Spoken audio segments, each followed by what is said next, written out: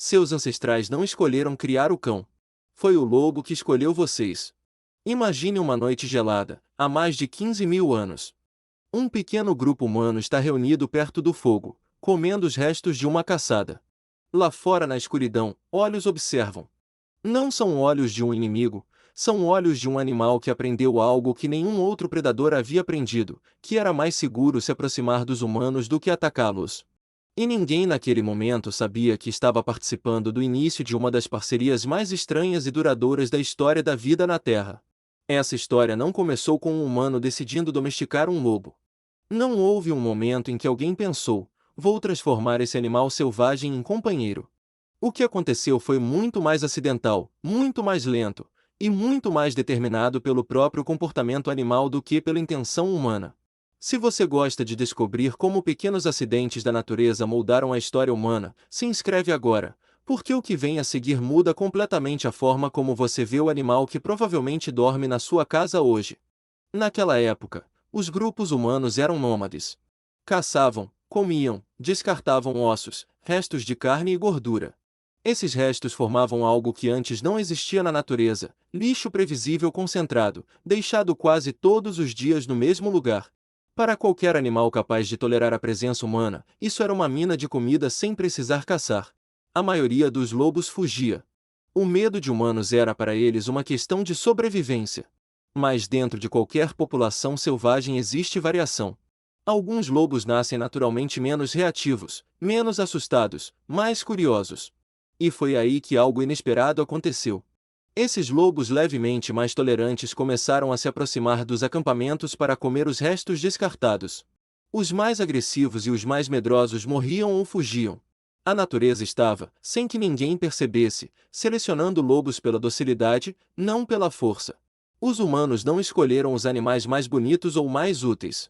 O ambiente escolheu os animais mais calmos. Para entender o tamanho dessa transformação, pesquisadores no século XX tentaram recriar esse processo com raposas selvagens. Selecionaram, geração após geração, apenas os filhotes que demonstravam menos medo de humanos. Em poucas gerações, sem nenhuma intenção de mudar a aparência dos animais, surgiram raposas com orelhas caídas, rabos curvados, manchas brancas no pelo e comportamento parecido com o de cães domésticos. Ninguém estava tentando criar esses traços físicos. Eles surgiram como efeito colateral da seleção por mansidão. Esse experimento revelou algo essencial: docilidade e aparência infantilizada estão profundamente conectadas no corpo dos mamíferos. Quando você seleciona um animal para ser menos agressivo, ele tende a manter características físicas de filhote por mais tempo. Foi assim, ao longo de milhares de anos, que lobos foram se transformando, sem que ninguém desenhasse esse resultado, em animais com traços mais suaves, mais parecidos com cães. Mas proximidade física não significa parceria. Para que essa relação se tornasse algo maior, era necessário que os humanos também se beneficiassem. E é aqui que a história se torna ainda mais interessante. Lobos mais tolerantes, vivendo nas bordas dos acampamentos, ofereciam algo extremamente valioso: alerta antecipado de perigo. Um latido, um movimento de inquietação, uma reação repentina podia significar a aproximação de um predador ou de um grupo rival. Sem perceber, os humanos passaram a se beneficiar da presença desses animais semi-selvagens como um sistema natural de proteção. Aos poucos, gerações de humanos começaram a tolerar, depois aceitar, depois alimentar intencionalmente os indivíduos mais calmos e mais úteis. Filhotes mais sociáveis recebiam mais comida, cresciam mais perto dos humanos, se reproduziam com outros igualmente tolerantes. O que começou como um acidente ecológico se transformou, lentamente, em uma escolha repetida, reforçada por gerações, até criar um novo tipo de animal. E aqui o passado começa a aparecer dentro da vida moderna. O cão que vive hoje dentro de uma casa, dormindo em um sofá, comendo ração balanceada, carrega dentro do corpo uma história de seleção que começou com restos de comida ao lado de uma fogueira.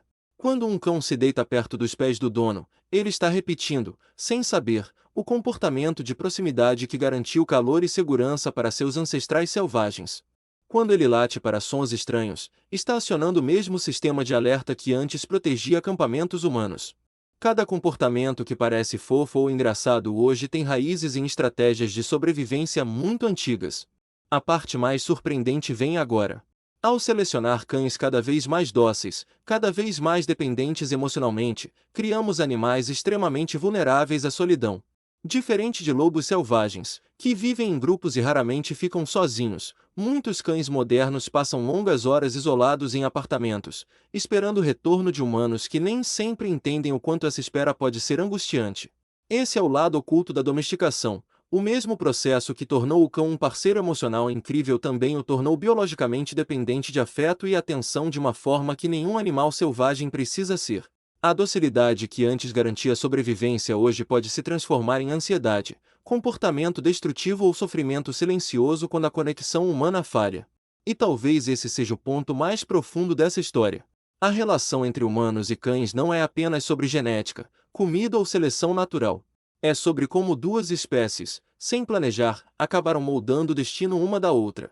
Os humanos ajudaram a moldar, sem intenção, um animal que aprendeu a ler expressões faciais humanas, a interpretar tom de voz, a antecipar emoções.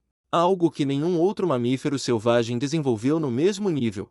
Em troca, os humanos ganharam um aliado capaz de oferecer companhia, proteção e um tipo de afeto que muitas vezes parece quase humano. Isso revela algo maior sobre nós mesmos. A evolução nem sempre segue planos ou decisões conscientes. Às vezes ela acontece através de pequenos acidentes ecológicos, restos de comida, tolerância ao medo, proximidade repetida e tempo. Os humanos, apesar de toda a tecnologia e todo o controle que acreditam ter sobre a natureza, fizeram parte de um processo em que o animal selvagem se aproximou primeiro, se adaptou primeiro e se arriscou primeiro. Hoje, quando você olha para um cão dormindo tranquilo dentro de uma casa, está vendo o resultado final de uma história que começou na beira de uma fogueira, entre restos de carne e olhos brilhando na escuridão. Está vendo milhares de gerações de seleção silenciosa se transformando em algo que parece simples, mas é uma das provas mais bonitas de que a sobrevivência, às vezes, nasce não da força, mas da aproximação. E talvez seja por isso que, até hoje, quando um cão se aproxima de um humano desconhecido com o corpo relaxado e os olhos atentos, ele está repetindo, sem saber, o mesmo gesto que, há milhares de anos, mudou para sempre o destino das duas espécies.